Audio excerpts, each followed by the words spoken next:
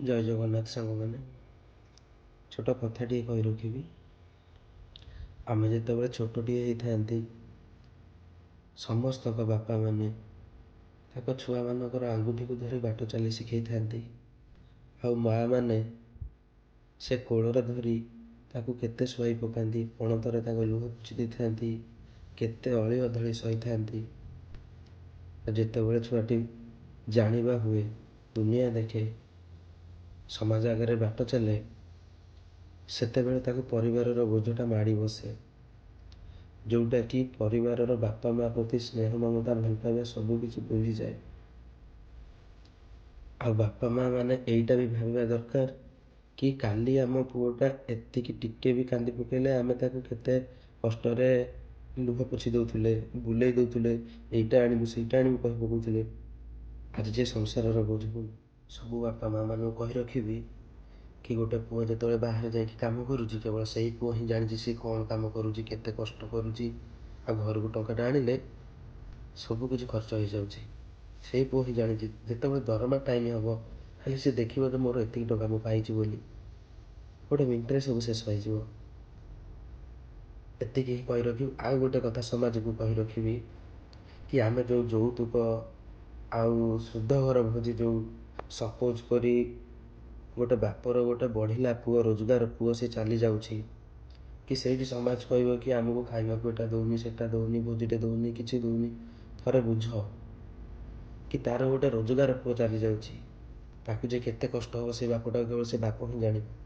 ବାହାର ଲୋକ ତ ଆମେ ଖାଇବା ପିଇବା ପାଇଁ ଅନେଇଥାନ୍ତି। ଆଜ୍ଞା, ଏଇଟା ଟିକେ ବନ୍ଦ କରନ୍ତୁ। ଆଉ ହେଲା ଯୌତୁକ କଥା। ଯୌତୁକ କଥା କ'ଣ କହିବି? ଗୋଟେ ଗରିବ ବାପଟେ ଯେତେବେଳେ ତା ଝିଅକୁ ବିଦା ଦେବ, ସେ ବାପ ହିଁ ଜାଣିଥିବ ତା ଛୁଆକୁ ସେ କେତେ କଷ୍ଟରେ ବଡ଼ କରିଥିବ, ଏଡ଼ୁଟେ ରେଡ଼ଟେ କରିଥିବ, ତାର କେତେ ଅଳି ଅଧଳି ସହିନଥିବ। ତା ଝିଅକୁ ଯେତେବେଳେ ସେ ପରଘରି କରିଦେବ, ତା ଜୀବନ ତ ସେ ନେଇଯିବେ ନା। ତା ଝିଅ, ତା ବହୁତ ଜୀବନ ଥିବ, ତାର ମୂଲ୍ୟବାନ ସମ୍ପତ୍ତି ଥିବ। ଯେତେବେଳେ ଆଉ ଜଣେ ତାକୁ ବାହା ହେଇକି ନେଇଯିବ, ସେ ଯୌତୁକ କାହିଁ ଖୋଜୁଛି? ଗୋଟେ ବାପର କହିଲା ଭଳିଆ ଗୋଟେ କଲିଜା ସେ ନେଇକି ପଳାଉଛି। ଆଉ ଏଇଟା ହିଁ ବନ୍ଦ କରନ୍ତୁ, ଯୌତୁକ ମାଗିବା।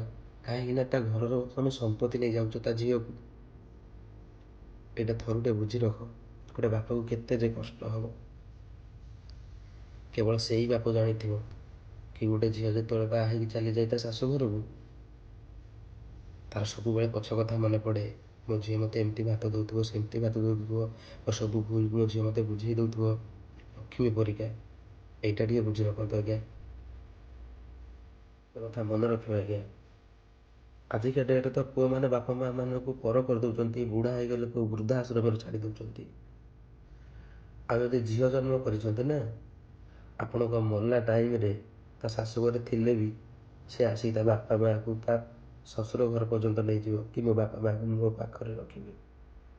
ଏଇଟା ଆଜିକା ଡେଟ୍ରେ ହେଉଛି, ମୁଁ ବି ନିଜେ ଦେଖିଛି ମୋ ଆଖିରେ। ଝିଅମାନଙ୍କୁ ସମ୍ମାନ କରନ୍ତୁ, କେବେ ବି ଯୌତୁକ ଫୌତୁକ ଏସବୁ ଜିନିଷ ରଖନ୍ତୁନି। ସବୁ ଝିଅମାନଙ୍କୁ ସମ୍ମାନ କରନ୍ତୁ, କାହିଁକିନା ଆମ ଝିଅ କ'ଣ ଆଉ କାହା ଝିଅ ବି ଆମର ଝିଅ ଭଳି ସମାନ। ଏଇ ଗୋଟିଏ କଥା ଆମର ସମସ୍ତେ ମନେ ରଖିବୁ, ସବୁ ଝିଅମାନଙ୍କୁ, ସବୁ ନାରୀମାନଙ୍କୁ ସମ୍ମାନ ଦିଅନ୍ତୁ। ଜୟ ଜଗନ୍ନାଥ।